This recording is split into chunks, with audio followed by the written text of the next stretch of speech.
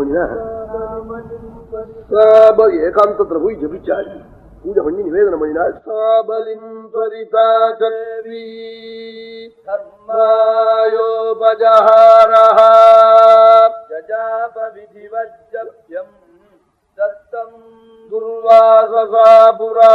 துர்வாசத்து கொடுத்த மந்திரத்தை ஜபிச்சாளாம்.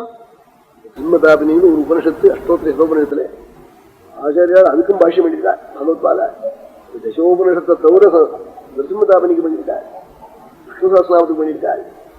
ஆச்சாரியால் பாஷ்யம் பண்ணியிருக்காருன்னா அது எத்தனை வசதியா இருக்கணும். அதுல சொன்னார், ஒரு மனுஷன்னா 3 இருக்கணும் அவனுக்கு. என்ன 3? நல்ல பெரியவாழ்றதுல ஒரு மந்திரம், அந்த மந்திரத்தினால பிரதிபாத்தியமான தேவதை நல்ல ஆச்சாரியர். இந்த 3 இருக்கணும். இந்த 3 இருந்தா எத்தையும் தத்தையோ லோகாகனால 3 லோகம் அவன் கையில் இருக்க. ஆச்சாரியன் மந்திரம், மந்திரத்தினால பிரதிபாத்தியமான தேவதை. இது இருந்ததுன்னா நமக்கு உத்தருடைய தெய்வம் தேவையில்லை, பகவான் அனுகிரகம் கூடவே இருக்கும். எல்லா உலகமும் நமக்கு அனுகூலமா இருக்கும்.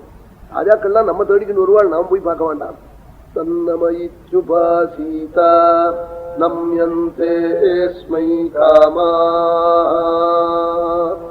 எல்லா அபீஷ்டமும் தேடிக்கிட்டு வரும். ஆகினாலே நல்ல குரு வேண்டி மந்திரங்களை ஸ்வீகரிச்சுண்டி ஜபிக்கணும். ஏகாந்தத்துல போய் ஜபிச்சாலாம்.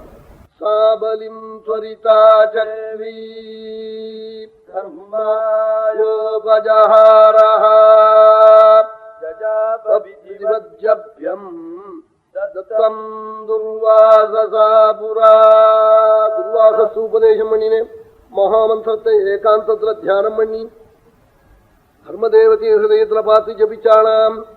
ஜபிச்ச உடனே என்ன ஆச்சுன்னா, ஜகாம ததோ தேவா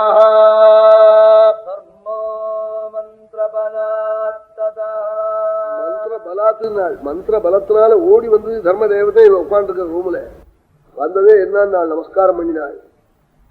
தர்ம தேவத்தை அனுகிரகம் பண்ணி கர்ப்பம் ஏற்பட்டது. தர்மபுத்திரே ஜேஷ்டா நட்சத்திரத்துல காட்டு நட்சத்திரத்துல பெற்றார். 10 மாசம் சுமந்து இப்படி 1 வருஷம் 1 வயசு ஆச்சு. ஆன பிறகு மறுபடியும் இன்னொரு குழந்தையும் வேணும்னா வாழ்ந்து உடனே வாயு பகவான உபாசினார். உடனே அந்த மந்திரத்தை ஜபிச்சார். அடுத்த வருஷத்துல பீமன்